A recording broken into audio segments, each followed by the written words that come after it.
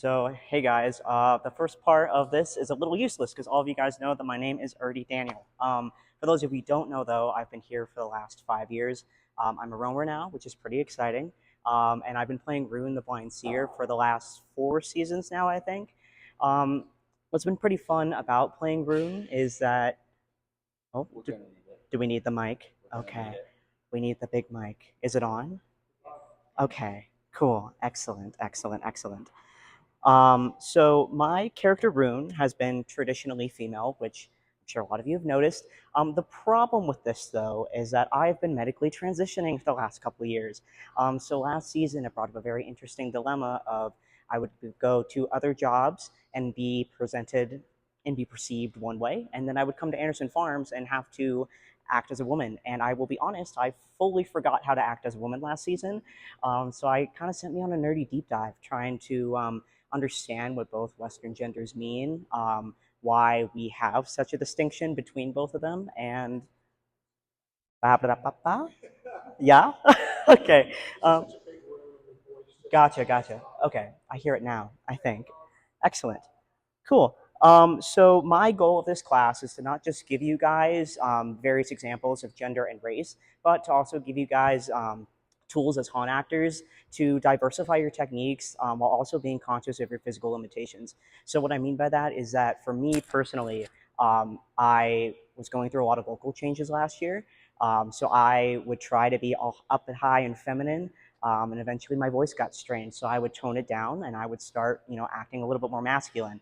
And it was very fun to kind of play with different customers that way. So today we are going over late 1800s to early 1900s United States, specifically Colorado. So the who's, what's, where froms, and whys will now all be a part of your guys' history. So while I'm going over this, I want you guys kind of thinking how some of these historical events that took place, how that impacts your character, and also let's just add a little bit more detail to our body language.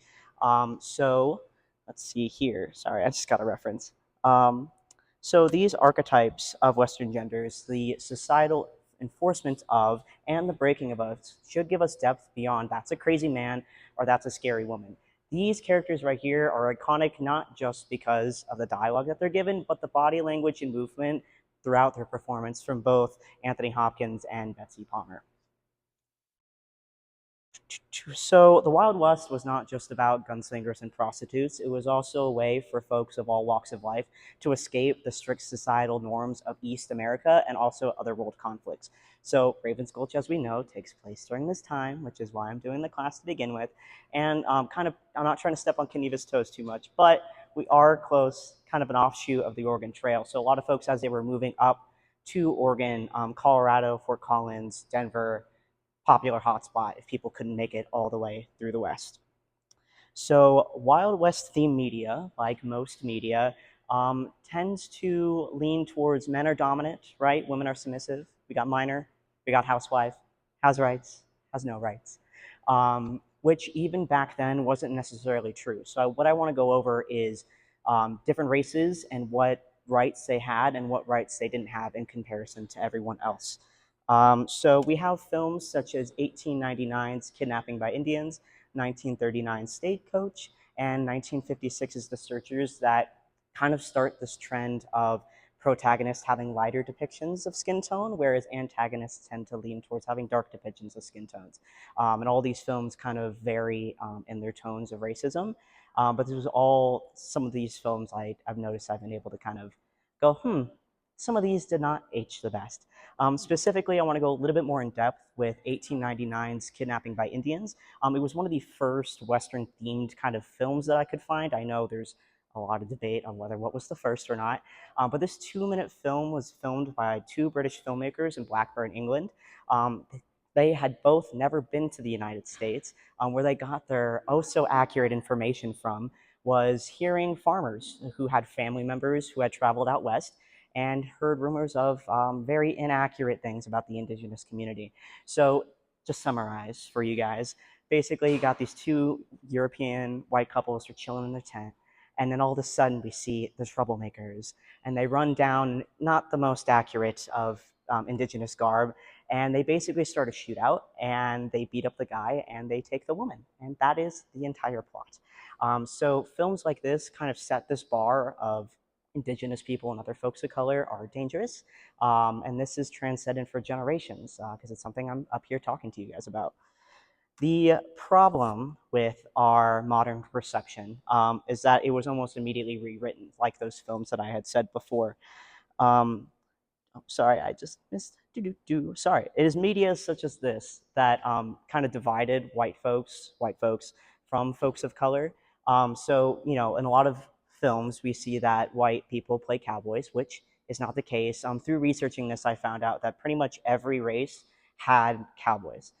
For folks, the cowboy title was a way to push the social narrative of both equality and equity, and kind of made people go, "Huh, maybe you aren't a bad guy. Maybe we can live together. Maybe we can be owners together, and we can be neighbors."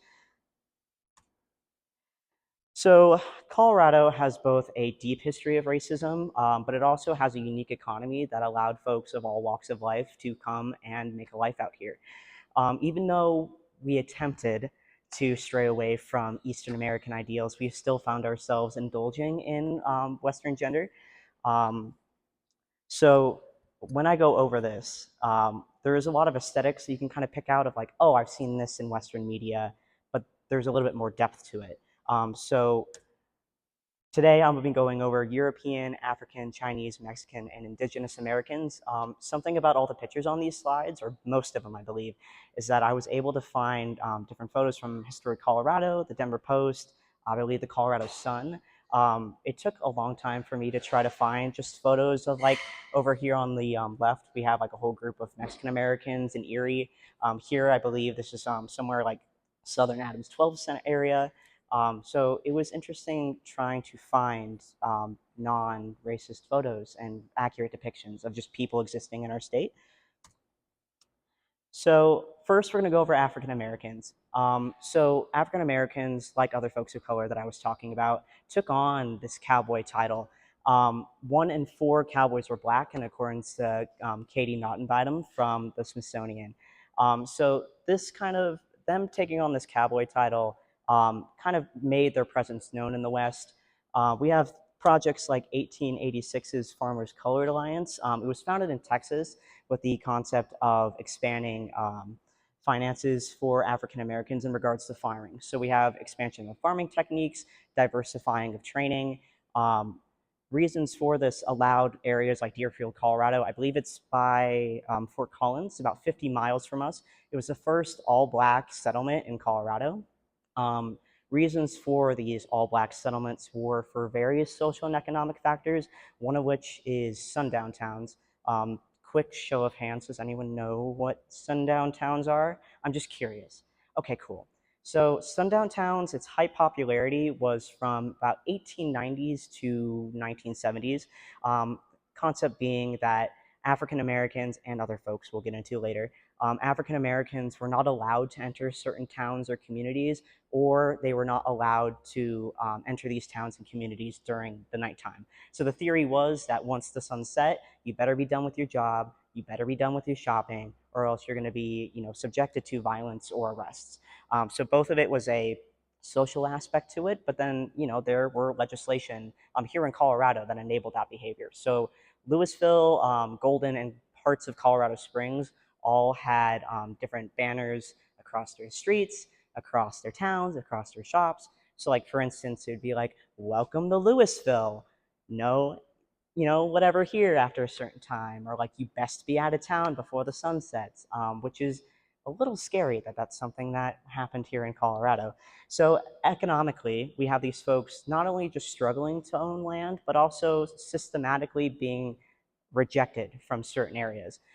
So outside of these pockets, like Deerfield, we see communities of color coming together and relying on each other in a way that they didn't necessarily think that they had to in America. Next, we are going to be moving on to Chinese Americans, a part of history that people leave out. Chinese Americans have been in Colorado since the founding of our state in 1876. The same year, Colorado passed a resolution that would encourage Chinese and Chinese Americans to move into mining towns up in the mountains. Um, to just continue the workforce. Um, there was sorry, just double checking real quick. Da, da, da. So in 1882, we had the Chinese Exclusion Act. What was significant about the Chinese Exclusion Act in comparison to folks moving to Colorado? So during the later half of the century, Chinese Americans were encouraged to move here. And then from 1882 to 1892, across the entire nation, all of a sudden, Chinese Americans were not allowed to enter or leave the country. On top of that, they were also prohibited from white collar jobs. So yes, they were initially brought here to the mines, and once they started going elsewhere, our country kind of went, that's too bad, you've created a life for yourself, go back to the mines. And then for Chinese women, they struggle to own land, they struggle to do other things. A lot of Chinese women ended up being innkeepers or laundresses, and in some cases they went into prostitution. If a Chinese American woman lost her husband, she was not allowed to marry outside of the Chinese or the indigenous race. Chinese Americans were in a lot of states, not just Colorado, were put on a similar or same playing field as indigenous Americans. So that's why I don't know if any of you have kind of noticed in Denver specifically, when it comes to like any sort of like older artwork with like indigenous and Chinese kind of blended designs, that's a part of history because those two social groups were kind of forced to live with each other when they were being pushed out of a lot of areas. So as I was talking about with sundown towns, Leadville was a proud proclaimer of being a sundown town for Chinese Americans. Throughout the late 1870s, rhetoric on Chinese Americans kind of blew up. In 1880, it was an election year, and that was like a big Chinese Americans and them staying here was like the biggest political issue at the time. So we have the anti-Chinese riot in Denver, October 31st in 1880, that happened as a result to some of these behaviors. It was a estimated 3,000 person white mob that came to the Chinatown in Denver, ransacked and burned most of the area, and also attacked anyone who was visibly Chinese. They were concerned over local prostitution, also them just taking over the government, I guess, were things that I saw. I want to read an article that I found specifically from the Denver Daily Tribute. I thought was kind of interesting, just to give you a perspective on how different folks were reporting on this kind of thing. So the March 8th, 1879, so a year before this riot started, the Leadville craze has reached China. 18 Celestial arrived in Denver Thursday night. They will probably go no farther than Denver. Leadville has written on her banners not the Chinese must go, but the Chinese must not come. There is no Chinaman in Leadville, which is kind of a scary thing to be proud of. And then, you have these folks who went from Leadville to Denver expecting to be safe, and then this riot happened. So kind of this accumulation of events over this specific decade made Chinese Americans reevaluate whether Colorado was a safe space to stay in or not, which is kind of sad. So, of course, as I'm looking at my lovely audience, not every European or white American believed in the crazy ideals of those in 1880. Every race obviously has their own needs of economic success and just cultural identity. A lot of folks moved here because of, Manifest Destiny. We also had the Homestead Act of 1862, which encouraged folks, I believe it was 60 acres of land was promoted to you if you were an American.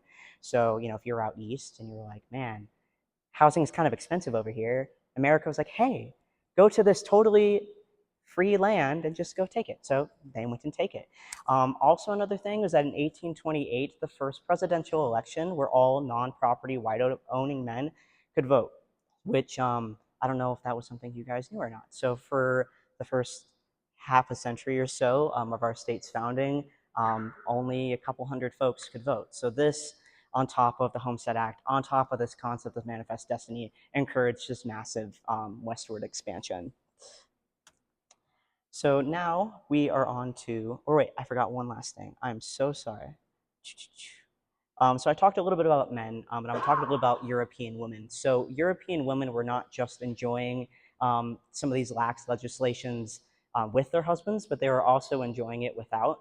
Divorce laws during this time were very lax, and especially over here in the West. Usually when women would get divorced before this, all the assets and stuff would go to the husband. But now, during this mid-century, kind of later part of the 1800s, we were seeing a trend of suddenly women were starting to get the property. Women were starting to get more of the items and stuff, which allowed women to become businesswomen, whether they meant to or not. So go off queens. Sorry, and then now we're on to Indigenous Americans. So Indigenous Americans have not the most, they have a checkered past here in this country, with large white populations hearing word of the gold and Pikes Peak Gold Rush of 1858 or 59, and the combination of that Homestead Act that from 1862 that I just mentioned. Um, the floodgates bursted open for American expansion. Colorado was not the only place that people moved to. The Montana Gold Rush of 1862 to 63, the opening of the Bozeman Trail in 1864, and the Great Six War of 76 to 77 led to a nauseating later half of the late 1800s.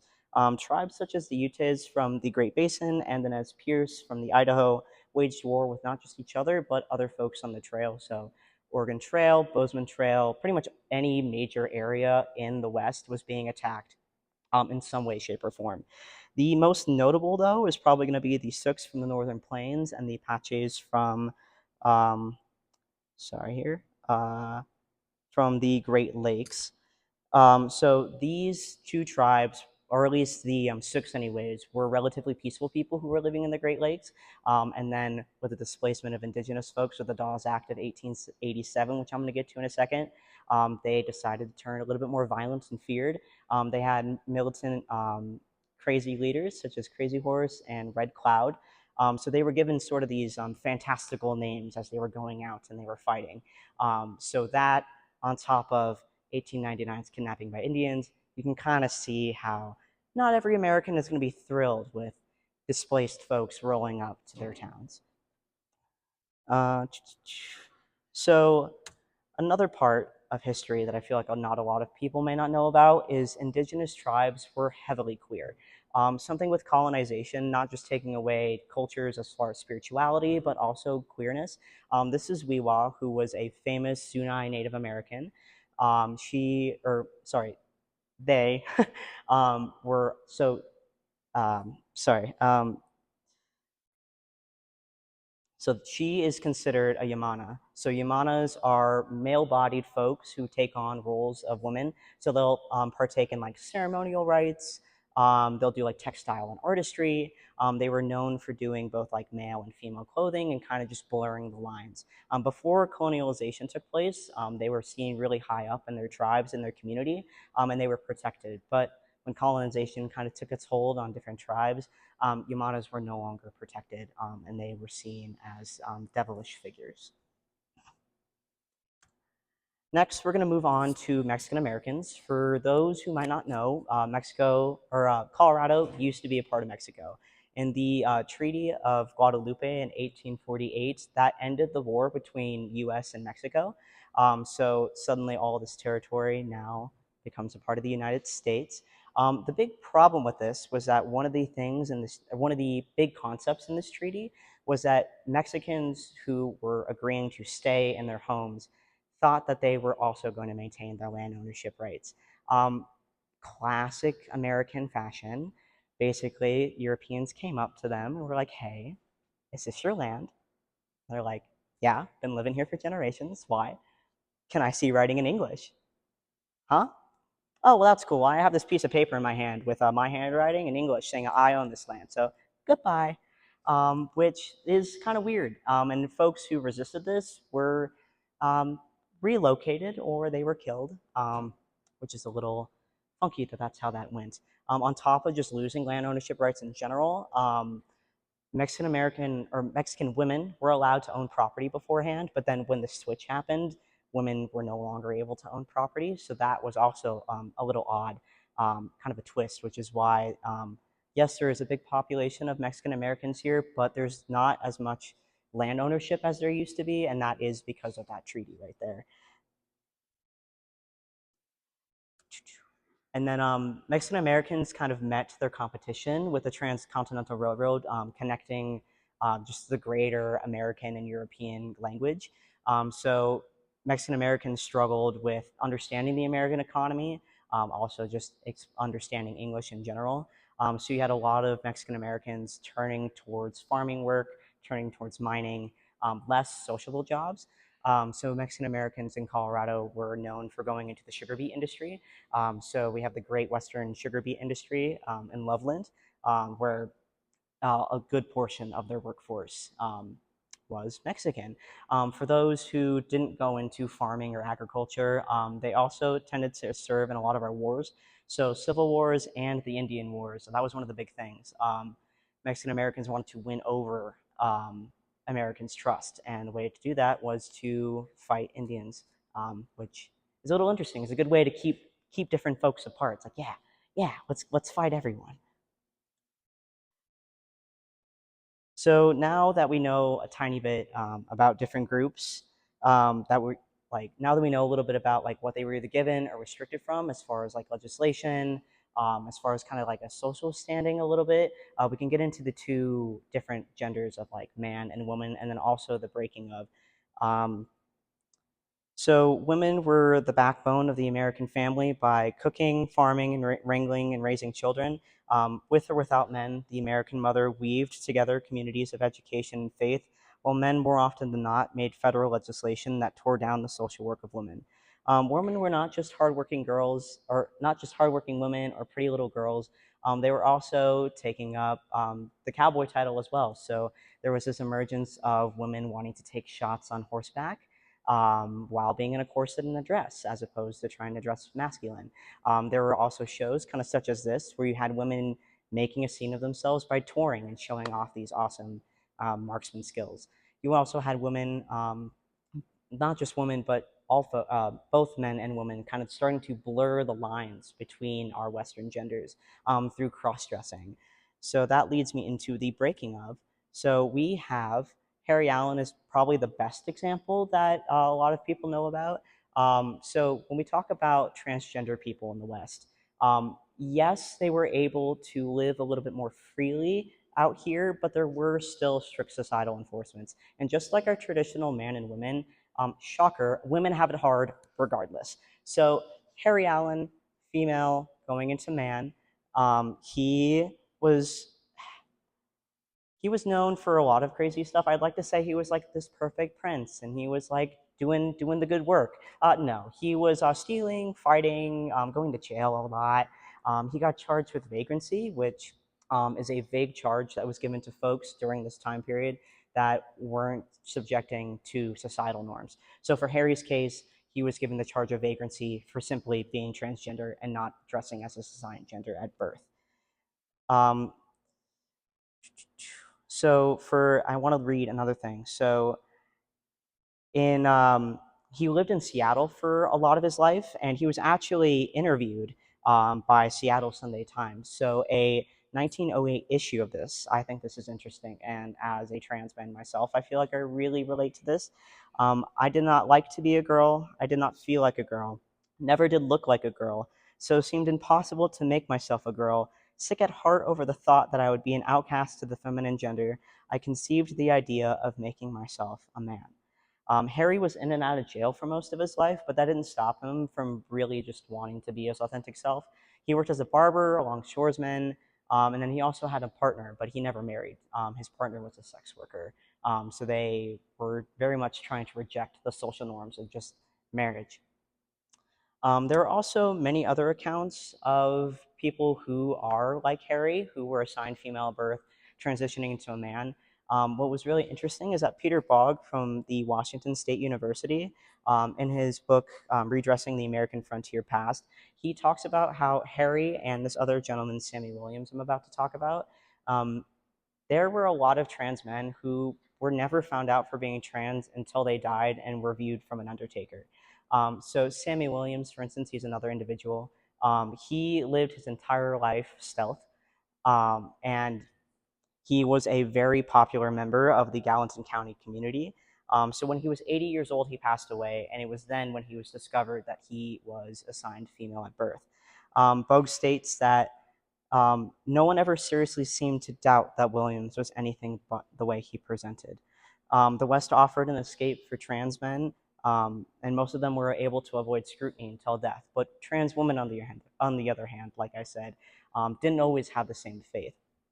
So a woman named Alice Baker, she was a school teacher before she got outed as a trans woman. Because of this, she ended up going on the run. So she went through Portland, Oregon, Segunda, Colorado, Kansas City, Kansas. So she would go to a new state and she'd get found out. Sometimes she'd get arrested. When she'd get out of jail, she would change her alias again, and then she'd keep on moving. So as she traveled through the states, she got hit on by a lot of folks. Good on her. She got proposed to by priests and lawyers, the lawyers who she ended up marrying. In 1813, she decided to go to Japan, and she ended up selling counterfeit bills for gold and just dropped off the planet. So kind of a difference here, right? We got trans men who are able to thrive until they're 80 and never be found out, but then you have trans women who are literally running across the entire West just trying to be their authentic selves. So the reasoning for all this background knowledge and legislation and culture is to understand that just because you're playing one type of man doesn't mean that you're going to be playing the same kind of man to the person next to you. Same thing with like workplace and when it comes to workplace injuries. Yes, you can make certain generalizations on genders, like men, for instance. Let's say when it comes to injuries, men in this time period are known for being miners. They're also known for, working on lumber. So if we're going to talk about injuries here, well, men are going to probably have, gashes in their legs from mixed swings of an axe or pickaxe. Or let's say if they're a miner, right, they might have broken bones from falling or collapses. Asthma from, not having the proper workers' rights, because this is all before workers' rights. If I am a woman, and let's say I won over that good old business in the divorce, suddenly I'm a business owner now. So I can kind of be a saloon girl, or, I can be a librarian and upkeep my own cute little shop, just like Belle. So that's kind of what I'm talking about here. So for women in comparison to men, so they're not, again, just generalizing here, they might not have as big injuries as men. If women are known for a little bit more intricate labor jobs, such as like cooking or sewing, their shoulders might be curved a little bit more inwards. Their hands maybe not as rough as like a miner's or someone like working outside, but their hands might be a little bit more crippled, right, from like cooking or sewing for decades. So I want to take a brief pause so I can drink some water. I kind of want to go over this, and I want to have everyone kind of turn over to someone else. I want you guys to talk about the characters that you already have. What kind of jobs do they have? What kind of ideologies do you think they would uphold? And then also just what kind of workplace injuries do you think have been caused from this? So just turn to someone and maybe gossip for a second.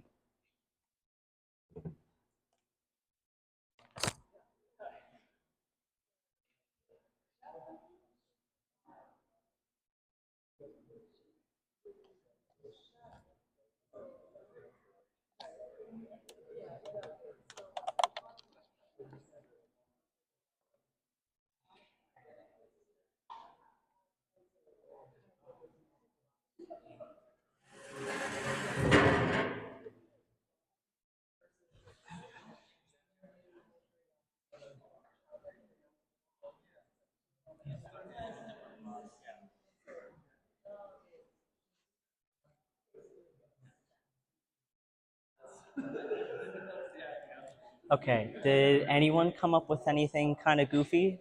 Do we have any like goofy workplace injuries that anyone can think of? Your murder victims? Mm.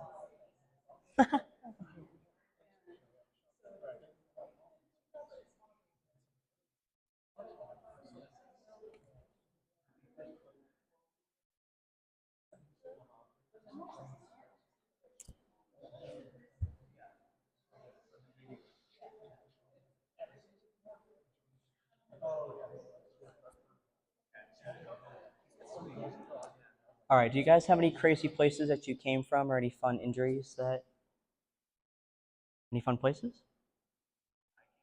Yeah. No? Okay, cool. All right, if nothing's fun, then I guess we can continue. Um, Next, Yes, this is known. What were you before? Yes, yes, yes, yes. Yeah. I'm glad the books just aren't attacking you. They're just giving you little cuts. Yeah. So next, what was that? Oh, sorry. Next, I want to focus on what sets women apart aesthetically. So having the knowledge of like the differences between men and women, the kind of jobs they have, even kind of knowing what they look like, can all be helpful, but it's not necessarily the end all be all when it comes to trying to identify as a certain gender, whether that be something for fun or whether that be an actuality. So what normally clocks you as a certain gender, at least I feel like usually in our everyday environment, is how you walk and talk. So how you hold yourself in stillness, and also how you hold yourself as you're moving. I'm sitting down right this second because I'm experiencing some pain, but I'm gonna try to walk through this process the best I can with you. So we can start with the way that clothing rests on bodies. So in a world that is traditionally like boxy silhouettes fit men, we have curvy silhouettes that fit women. We can kind of start going into these different categories, and we can kind of curate our genders from there. So for men, when it comes to clothing, again, as generalizations, they're going to focus on the neck, the chest, not necessarily the highlighting of the hips, but more of the smoothing out of hips, and then the ankles. So thinking of like when we have a clothing item, we're not really altering it that much. We're keeping it in its natural state. We're letting things kind of flowing down and being more natural. Whereas women, they're going to have a little bit more intricacy in their dress. So women, from my knowledge, looking not just the 1800s, but also just women's fashion throughout history, we see a focus on the shoulders, the waist, and then we kind of go through this pattern of like super tight and really poofy, and then super tight and then really poofy again. And I can kind of give you some examples in a little bit with that. So to give you a little bit of an example of what I mean by that, here is me in the exact same pants and shirt, but wearing them in a little different way. So on the left-hand side, we have like the masculine vibes. So I'm leaving that shirt in its natural state, right, letting it go down. I know it's not clear in the photo, but I have my pants resting like right on my hips, like right above where that shirt is. Whereas in the photo on the left, I have it a little bit more up to my waist. So for the women's, right, we have, I've noticed in a lot of women's fashion as well, is that like they like to, obviously conservative as far as like showing skin goes, but always having some sort of sleeve effect. Whereas men love to have their sleeves rolled up, both elbows and pant legs. So yeah, and then if there's anything that I've learned from my transition is that body language, right, is your number one factor of being determined for your gender. So for instance, I'm going to try to do this to the best of my ability. Um, when men walk or when women walk, we're focusing on what's being highlighted, right? So before I said that men focusing on the neck, the chest, not necessarily the highlighting, but the smoothing of the hips and the feet. So if I am going to try to walk as a man, right, my center of gravity is going to be from my chest. So if my chest is being pulled forward, my shoulders are going back. My head and feet, in theory, should kind of be in alignment. Let's say if I'm going to bend down, for instance, I might not care about how I'm bending down. So I might kind of pop the knees out, go down. If I'm going to rest my arms anywhere, I'm probably just going to rest them here, kind of do my thing. I'm going to get up and I'm going to walk off, right? But for a woman, if we're going to kind of go from that standpoint, the way they've been told to navigate the world is a bit different than men. Women have been told to be small, to be intentional with their body movements. So instead of popping a squat like this and doing my thing, my knees and my feet are probably going to be a little closer together, especially if I'm wearing a dress from the 1800s, right? So instead of just popping a squat, I can't do it super well, but I'm probably going to go down with a little bit more intention, a little bit more grace. If I'm going to hold my hands anywhere, it's probably going to be just right here, nice and dainty. If I'm getting up, I'm standing up like this. Instead of just like walking off, I'm probably going to be dusting off my clothes, maybe rearranging a little bit. And instead of just walking off like this, a woman's tether, instead of it being from the chest, in my opinion, I think the tether is from the hip. So with the hip, there's going to be a little bit more highlighting, a little bit more sway. So I'm not walking like this. Instead, I'm going to probably just be walking off a little bit more like this. And for me, when I play female characters, I love to put my hands up. I like to be all dainty and walk around like this. Not a have to with that. So yeah. And then, oh, not time to practice. We haven't got there yet. And then, so now that we kind of have like the body language understood a little bit of the understanding of the history, we can now go on to speech. So if I'm here to say eyeballs taste just like cherries as a man, kind of like what I was just doing, right? I'm gonna have my chest forward, have everything kind of leaning straight. I'm gonna probably saunter forth. And what I've noticed is that with men, when doing male voices, you tend to push your air through like the lower part of your mouth, where with like female voices, right, you tend to use a little bit of a higher pitch. So I'd probably walk up, right, up to you and be like, eyeballs taste just like cherries, right? You know? Whereas if I'm doing it as a woman, it's not maybe going to be the same thing, right? I'm going to saunter up a little bit, right? Maybe have my hands up because that's my vibe, right? And so I'm going to go up and be like, eyeballs taste just like cherries, right? Same person, right? Same body, but having kind of a better understanding of how to differentiate Western men from Western women. So, kind of combining all of those, you can even mess it around, right? Like, just because I'm trying to portray a woman doesn't mean I have to sound super feminine. There were a lot of times last year where I was in the costume that you guys saw me in, and I would just use a lower register, and that, all of a sudden I'm this big, tough, really low sounding woman. It doesn't matter. So gender doesn't always have to be serious. It's something that we can kind of play around with. So now we are at the time to practice. So Demetra isn't the only person with spellcasting abilities here in Raven's Gulch. So on this casual Wednesday afternoon, you lovely citizens, you're all just, I don't know, doing murder, reading the newspaper. I don't know what you do. You guys are weird. I don't know. Suddenly this feel a little tingle, something doesn't feel quite right. And suddenly all of you guys have been swapped to the opposite gender. So I would like to do a little exercise. I have some very familiar faces right here. I'm going to break you guys up to a couple different groups, and I want us to kind of look at these characters. And what I would like from everyone is to, once we have everyone present, the goal is I want to see the essence of that character, but in the other gender. So what makes that character, and how can you keep that while also changing the gender of the character? Does that make sense? Maybe? Okay, cool. How many groups should we do? 4? All right, pick buddies, get in the groups.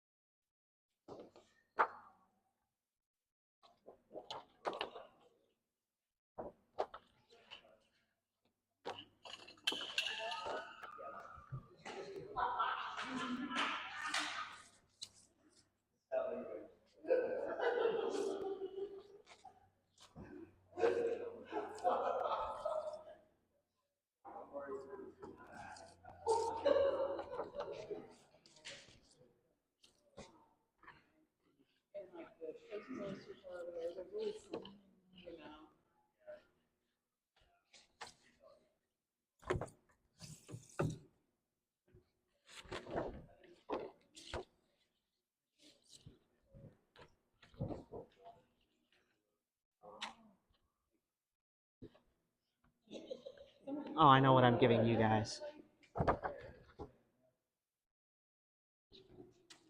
Because I have to. It'd be silly of me not to give you that one.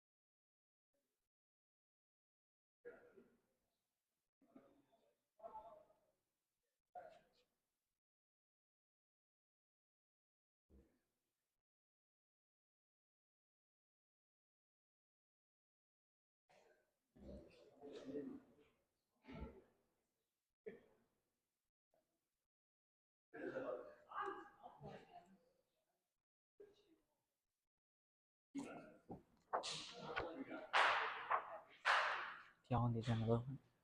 Do y'all need another one? Or do you got a vibe? I got an idea. You got a vibe? Yeah, I don't know. I've been in and out of the hospital all fucking week. Huh? I've been in and out of the hospital all fucking week. That sounds awful. Yeah, it's been pretty awful. Yeah. I can debrief after. Alright, you guys got a vibe?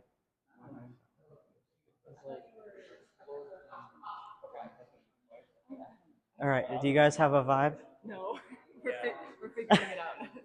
Okay, fair enough. I'll be sadistic husband. I'll be Henry. The feminine version of him. Sadistic wife. Husband, rather. Yeah, because when I fought against him, I was him. Except in my body. So is it submissive husband then? So it's like the well between. Why would you necessarily, just because you are feminine doesn't mean you have to be submissive. I know. Well, I guess neither are. I've never. You know, I was going to say Neither really give in to each other. No, that's not the problem. That's what makes it work. Is it's constant. Yeah. So then I think it would be good if you're Henry Huh? too. What? Oh, I'm doing one? Oh shit. Oh no, but sure, I'll do it. Fuck it, why not? I'll do them there. Alright. Alright, y'all need more time? Do you want to be last? Yeah. Okay. Do we start with the winner in the back?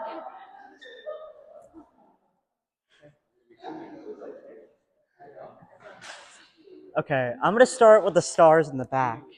If you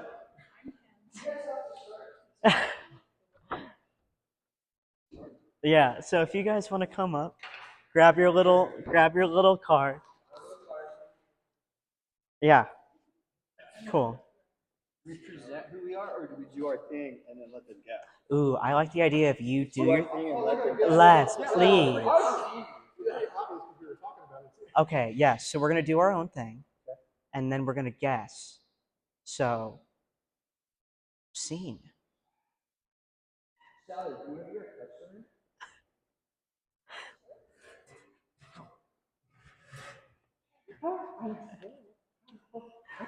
Sorry.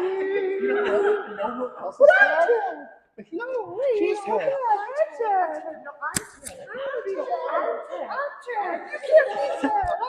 dead. This has to be in frame. 2 more feet that way. Is that too much? No. Too much? Okay, so any guesses? Really hard.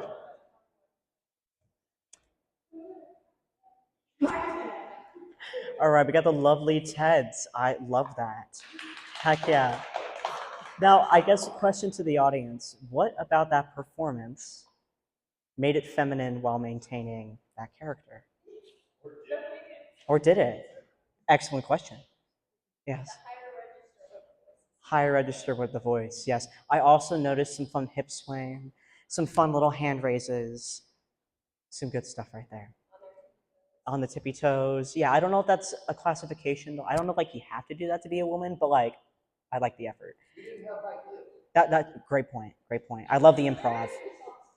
Yeah. All right. Cara, Grady, Ben, you wanna roll up here? Do a little bit of a yeah?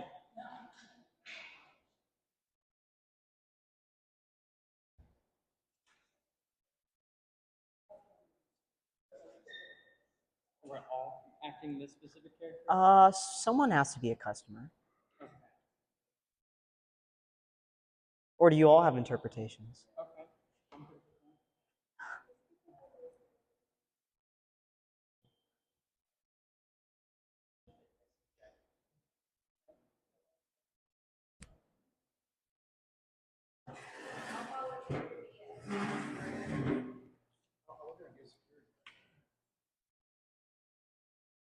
No rules! No rules! No rules! I already told you that! There's no more rooms in this inn. Ah! What can't you understand me? Customers only. There's no more customers in here. No! No! Excellent rendition. I love it. Now, do we know who these folks are playing? Constance. Yes. We love a good Constance around here. Awesome. Thanks, guys. Good stuff. And then finally, you guys.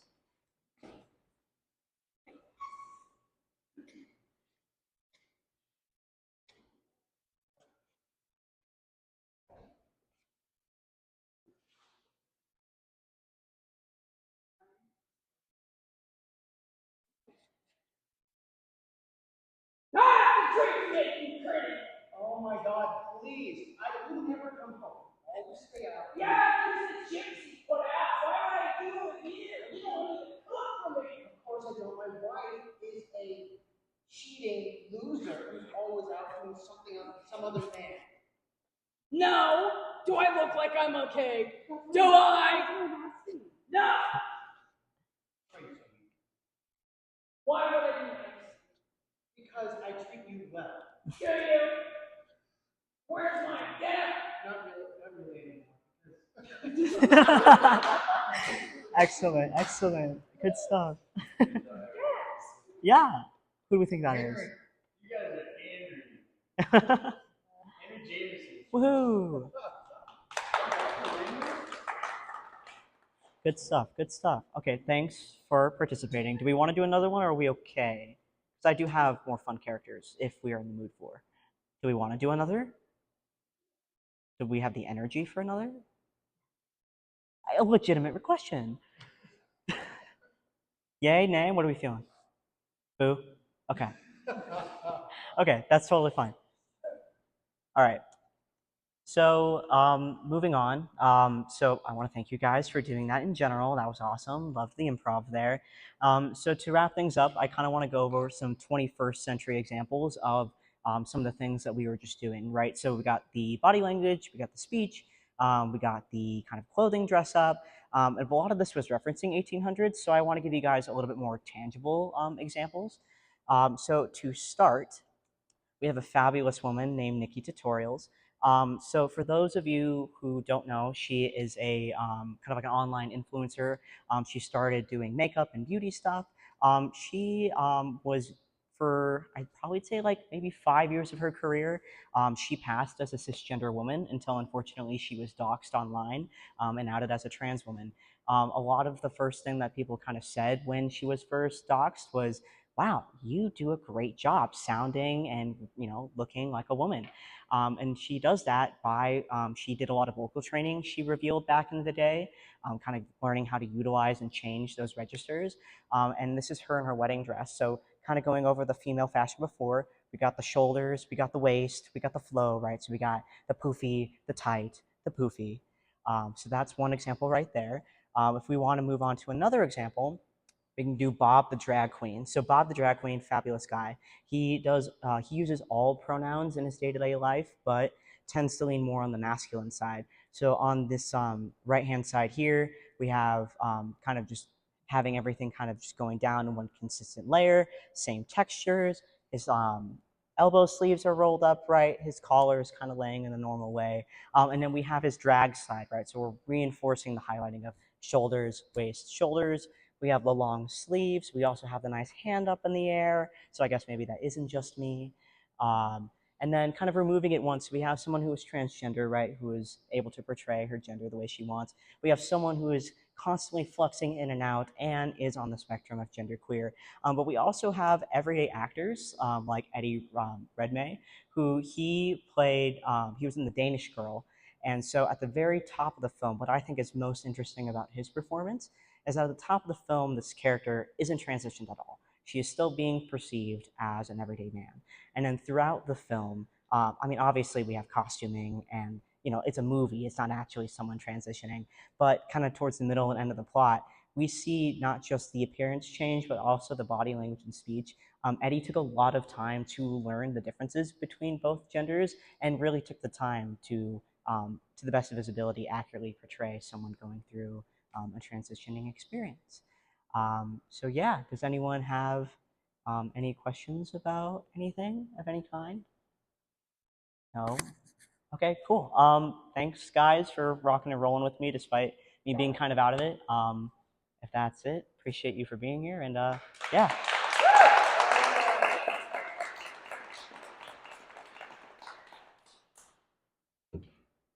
Good stuff.